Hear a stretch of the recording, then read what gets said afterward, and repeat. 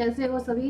Class English में आप सभी का स्वागत है। तो आज मैं दूसरे सेट के साथ हूँ, एसएससी सीजीएल प्रीवियस ईयर्स, जो कि 1 दिसंबर 2022 को हुआ था और टाइमिंग थी आपकी 11:45 AM टू 12:45 AM। ओके, तो चलो स्टार्ट करते हैं। तो पहला क्वेश्चन है आपका, select the most appropriate antonym of the word fertile in the given sentence. देखो ये फर्टाइल तो काफ़ी इजी है, जो हिंदी में आप कहते हो उपजाऊ, ठीक है। तो इसका क्या होगा, मोस्ट अप्रोप्रिएट एंटोनिम। ओके, अब ये सेंटेंस है, the teacher asked wheat is grown in which kind of land, rich, wet, barren and vacant. अब बताओ इसमें क्या होगा। इसका जो है एंटोनिम्स क्या होंगे। फर्टाइल का एंटोनिम होगा आपका बैरन। फेकंड का मतलब भी उपजाऊ होता है। रिच का मतलब भी होता है, रिच का तो आप जानते ही हो क्या होता है। और वेट का मतलब होता है गीला। तो एंटोनिम जो है आपका फर्टाइल का क्या हो जाएगा, बैरन। आप एरिड भी बोल सकते हो इसको, ये भी जो बंजर जमीन होती है उसके लिए आता है, एरिड, ARID। ओके, नेक्स्ट,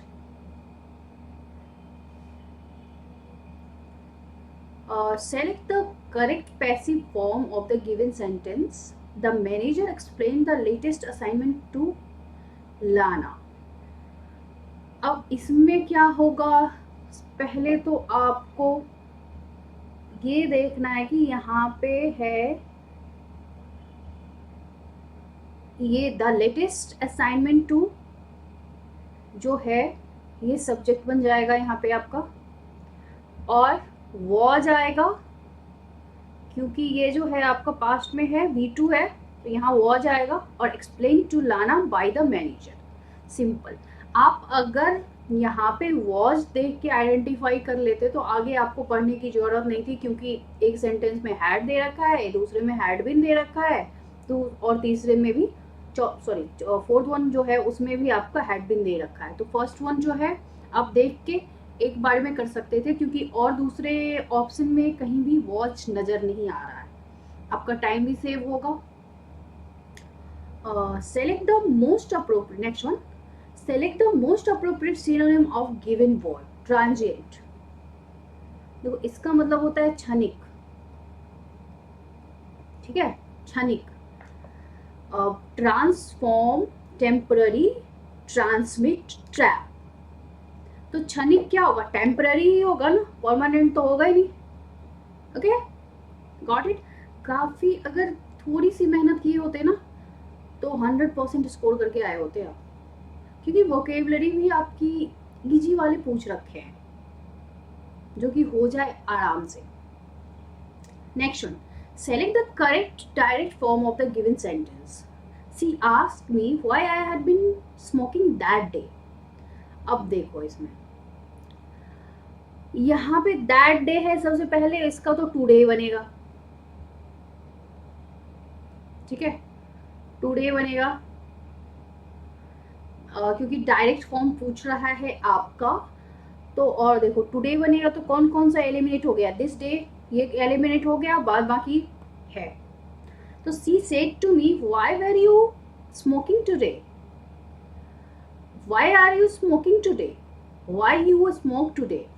तो देखो ये दोनों तो नहीं ही होगा, क्योंकि ये दोनों प्रेजेंट के सेंटेंस हैं, यहाँ हैड बीन है, तो यहाँ जो है वर्ड सही है, क्योंकि आप नरेशन पढ़े होगे तो इस रूल से आप वाकिफ होगे। ओके, सिंपल सी बात है। यहाँ हैड बीन है तो यहाँ तो एक लास्ट वन तो इसीलिए छट गया कि यहाँ पे दिस डे लिखा हुआ है, ये छट गया क्योंकि ये भी नहीं होगा, ये प्रेजेंट का सेंटेंस है, ये भी प्रेजेंट का सेंटेंस है इसलिए छट गया, और ये बचा आपका तो एलिमिनेशन मेथड लगा के आप करेक्ट आंसर कर सकते हो अगर आपको रूल नहीं पता है, ठीक है। चलो आगे। Navika is a superb and impressive child in her class. Superb and impressive, इसके लिए जो है कौन सा एक वर्ड अप्रोप्रिएट होगा जो सेम मीनिंग दे। तो देखो, स्प्लेंडेड का मतलब होता है शानदार, ये यहाँ पे सूट नहीं कर रहा है। कि सुपर्ब एंड इम्प्रेसिव है तो ऑब्वियसली वो बहुत स्टडी में अच्छी होगी, अदर करिकुलर एक्टिविटी में अच्छी होगी। तो नवी, एक सेकंड, डैजलिंग मतलब होता है चकाचौंध, विविड भी उसी के फॉर्म में आता है, चमकीला। ओके, तो ये सब तो होगा नहीं, तो आपका बच गया ब्रिलियंट। तो brilliant is a correct answer. Okay,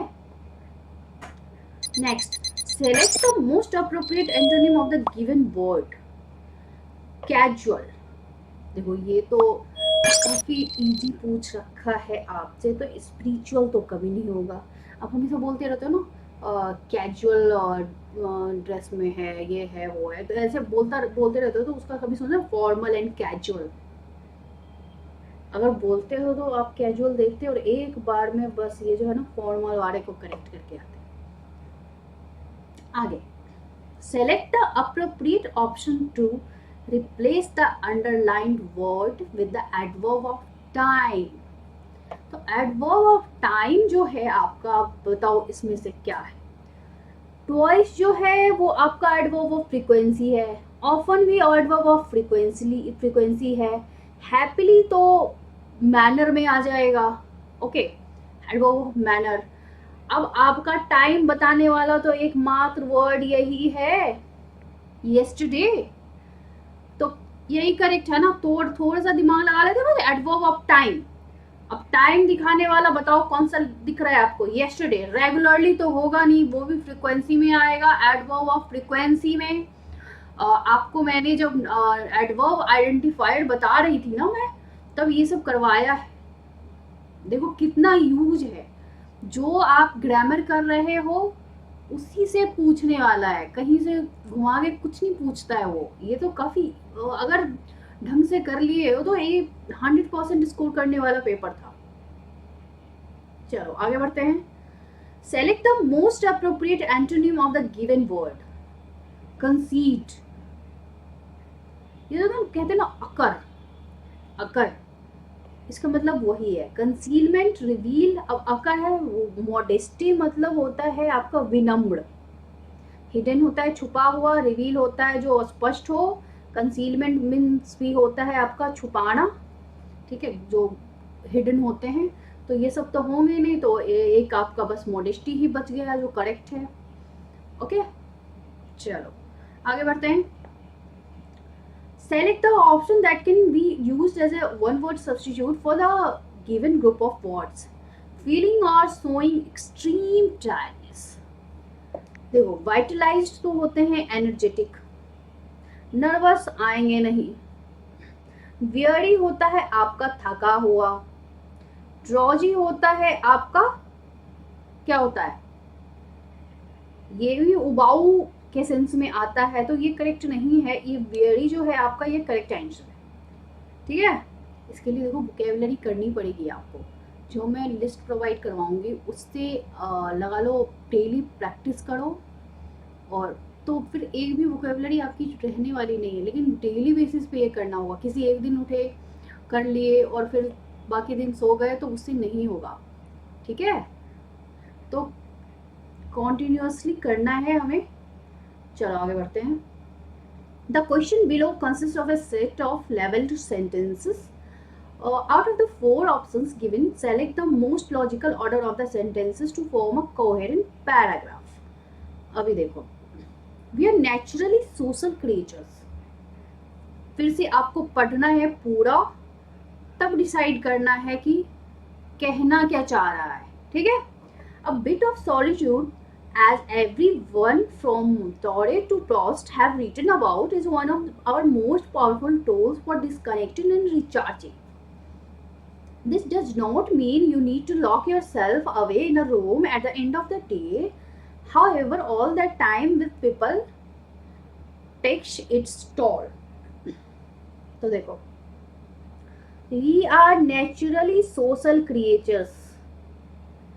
simple सी बात है कि यहाँ कहीं भी आपको ऐसा सेंटेंस दिख रहा है जो कि सब्जेक्ट बनने लायक है, जो स्टार्ट हुआ है वैसे? This does not mean, what does not mean, clear ही नहीं है. हाउएवर से तो कभी भी स्टार्ट होगा ही नहीं आपका, कभी नहीं होगा स्टार्ट. ठीक है. This a bit of solitude, as everyone from theory to Proust have written about, is one of our most tools for disconnecting and recharging. अब सिंपल सी बात अगर आप कह दे रहे हो कि ये डिस्कनेक्टिंग एंड रिचार्जिंग के बारे में कि क्या ये पावरफुल टूल्स है, फिर सॉलिट्यूड के बारे में बात हो रही है, तो भाई क्यों बात हो रही है, किसके लिए आ रही है? हमारे लिए आ रही है कि किसी और की बात हो रही है? बात किसकी हो रही है? सिंपल सी बात है. देखो, we are naturally social creatures, हमारी बात हो रही है. ठीक है. We are naturally social creatures, सामाजिक प्राणी हैं. अब इसको कनेक्ट करके आगे जो इंफॉर्मेशन देना है वो देगा. तो सिंपल सी बात है, आपका पहला जो है ये होगा पी. अब दूसरी देखो, अब देखो, अगर मैंने आपको बताया था कि ऑप्शन चेक करना, अगर जैसे पी था, यहाँ क्यू होता है, या आर होता है, यहाँ एश होता है स्टार्ट होने वाला, तो आप सिंपल सी, या फिर आगे देखने की आपको जरूरत नहीं थी, आप फोर्थ वन करके आ जाते. लेकिन यहाँ पी से स्टार्ट होने वाले दो ऑप्शन हैं, तो आपको देखना पड़ेगा. यहाँ ये दोनों हैं, तो अब अगर एस और क्यू में आप आइडेंटिफाई कर लेते हो कि किसको आना चाहिए पहले, problem solve.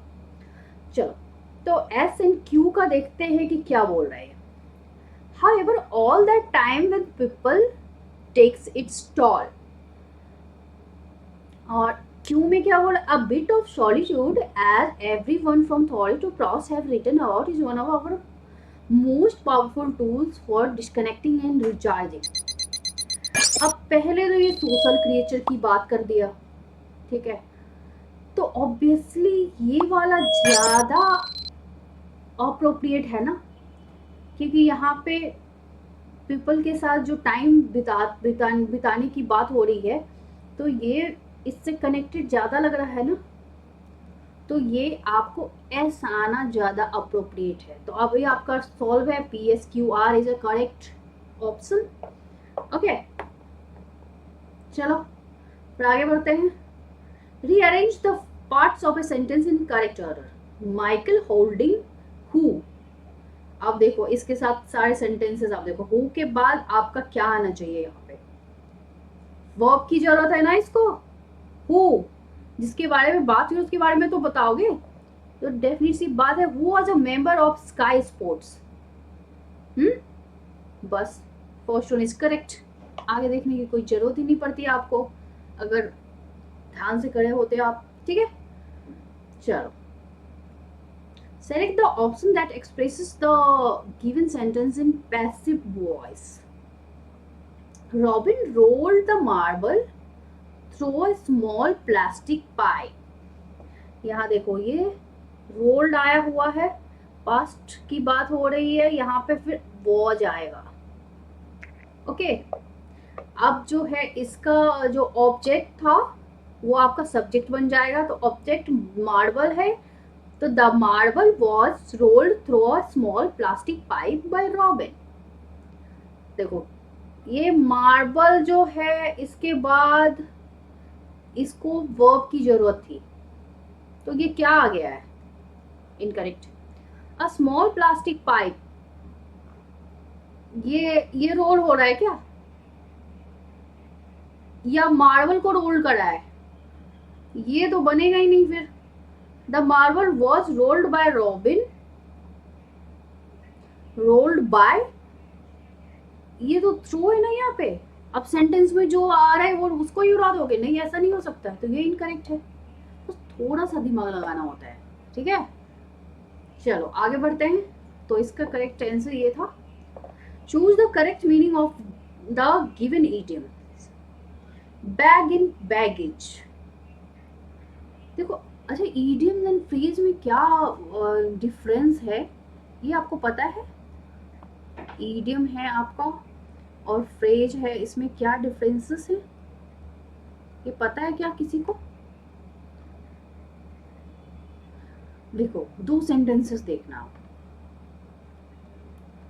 It's raining cats and dogs, he loves cats and dogs. अब दोनों सेंटेंस है, आप बोलोगे कि मैम पहले वाले में क्या ही लिख दिया है आपने, it's raining cats and dogs, कुत्ते बिल्लियों की बारिश हो रही है। तो नहीं, ऐसा नहीं है, ये हिडन मीनिंग दे रहा है यहाँ पे, इसकी कोई लिटरल मीनिंग नहीं है, ये हिडन मीनिंग दे रहा है, that's why it's idiom. Okay, तो ये सुने ना, मूसलाधार बारिश हो रही है, तो ये यही सेंस दे रहा है, मूसलाधार बारिश। Okay, cats and dogs. और ये तो नॉर्मल आप देख रहे हो कि उसे कुत्ते बिल्लियों से प्यार है, ऐसा सेंटेंस है।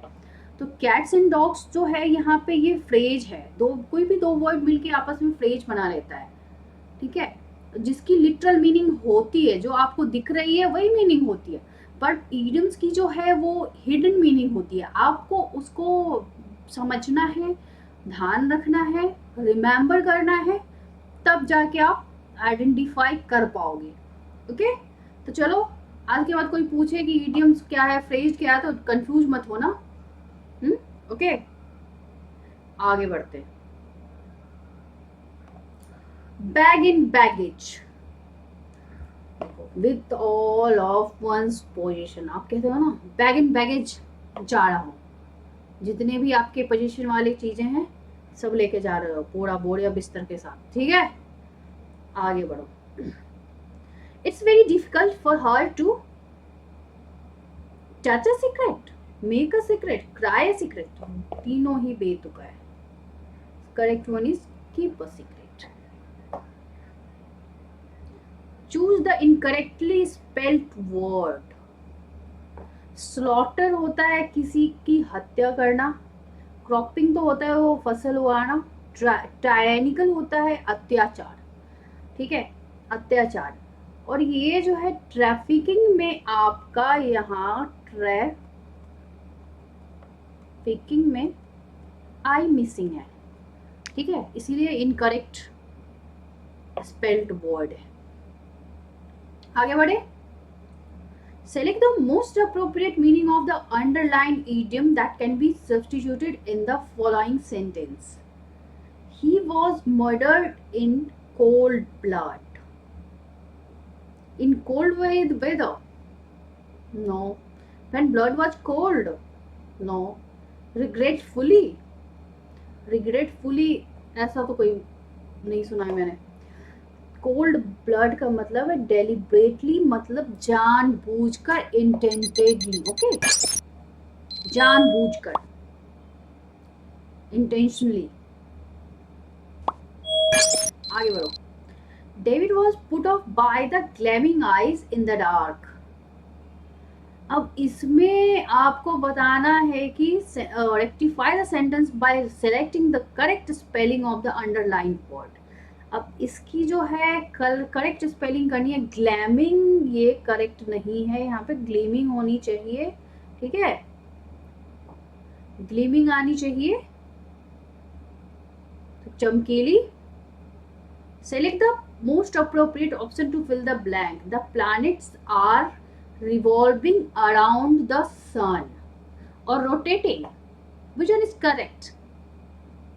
इस ये क्वेश्चन आने के बाद ना बहुत बच्चों की क्वेरी है कि मैम रोटेटिंग तो सही होना चाहिए था, ये शायद एसएससी ने गलत आंसर भेजा है, ये गलत है, लेकिन गलत नहीं है, ये सही है, रिवॉल्विंग ही होगा। जब वो खुद के एक्सिस पे रोटेट होती है ना, तब आप रोटेटिंग बोलोगे, लेकिन ये सन के जब चारों तरफ घूमेगी अर्थ, तो आप रिवॉल्विंग बोलोगे। क्लियर? रोटेटिंग कब बोलोगे? जब खुद के एक्सिस पे घूमती है, समझ रहे हो ना?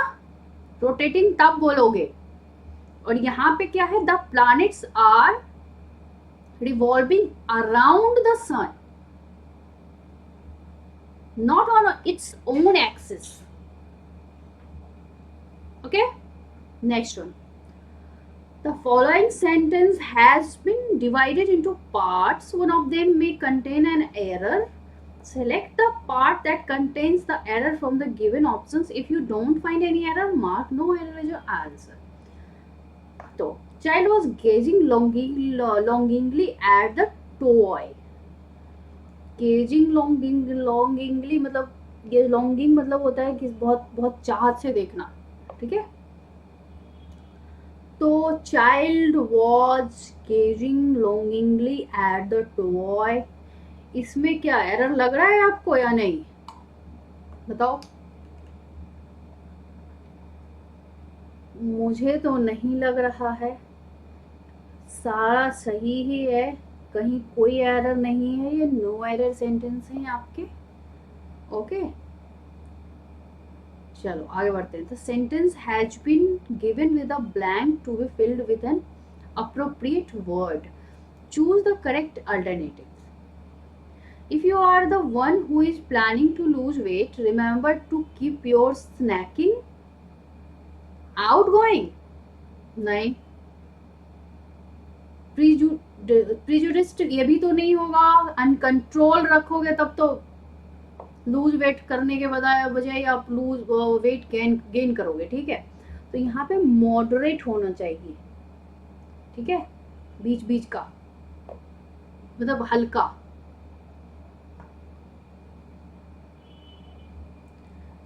Next one, in the following passage some words have been deleted. Read the passage carefully and select the most appropriate option to fill in each blank. अभी देखो, पूरा एक बार पढ़ो तब करना है। If writers only dare to dare, Suetonius or Tacitus of the novel could exist. For the novel is as the history of manners turned into a story and a play, and as is history itself often enough, and there is no other than this, that the one the novel clocks its manners, the disguise of invented characters, while the other history, names and addresses. Only the novel much deeper than history. चलो start करते हैं। If writers only dare to dare, for the novel is essentially, optionally, unnecessarily और needlessly, क्या होगा correct one. यहाँ पे देखो basic सा है कि ये नॉवेल और हिस्ट्री के बीच का जो है वो बता रहे कि क्या नॉवेल कंसिस्ट करता है और क्या हिस्ट्री का, दोनों में कॉमन क्या है, ये चीज़ बताने की कोशिश कर रहे हैं। तो जो आपका है, इधर if writers only dare to dare a Suetonius or a Tacitus of the novel could exist. For the novel is essentially the history of manners, turned into a story and a play, as is history itself often enough, and there is no other difference than this. इसके सिवा कोई difference नहीं है। Okay, pragmatism मतलब होता है आपका यथार्थ, सच्चाई। मैटर भी नहीं आएगा यहाँ पे, सैंपल तो बिल्कुल नहीं आएगा, क्योंकि मैंने आपको पहले ही बता दिया यहाँ पे क्या बात हो रही है। और next one, that the one the novel clocks it's manners under the disguise of invented characters. बताओ, बिल्कुल बिसाइड द डिस्गाइज ये कहना सही नहीं है, अराउंड द डिस्गाइज नहीं, अमॉन्ग द डिस्गाइज नहीं, अंडर द डिस्गाइज। डिस्गाइज मतलब होता है छुपा हुआ, मतलब ये कहते हो ना कि भेड़िए के इंसान के भेष में भेड़िया है, ये आप बोलते हो ना अक्सर, तो वही है डिस्गाइज, छुपा हुआ। तो अंडर द डिस्गाइज होगा ना, बिसाइड कहना तो कहीं से सही नहीं, अराउंड भी नहीं, अमॉन्ग भी नहीं, ये सब गलत है आपका, under the disguise. Next, next one is describe your independent character while the other history provides names and address. अब नॉवल में ऐसे ही होता है ना कि जो कैरेक्टर एग्जिस्ट कर रहा है या नहीं कर रहा है वो आपका वो छुपे हुए फॉर्म में लिखते हैं, लेकिन हिस्ट्री में तो जो है आपका प्रॉपर जो नॉलेज है वो होती है। ठीक है, नेम्स एंड एड्रेसेस। तो प्रोवाइड्स यहाँ पे करेक्ट है। Only the novel dash much deeper than history. Probes, bargains तो होगा नहीं, लिसन्स भी नहीं होगा, इम्बाइब्स भी नहीं होगा। प्रोब्स मतलब जांच करना। ओके, तो डीप नॉलेज जो आप कह सकते हो वो probes much deeper than history. चलो इतना समझ आ गया आपको, इसमें कहीं कोई प्रॉब्लम नहीं है, कैसे सॉल्व करना है पेपर ये आपने देख लिया। तो मिलते हैं अगले सेट के साथ अगली क्लास में, तब तक के लिए बाय, थैंक यू।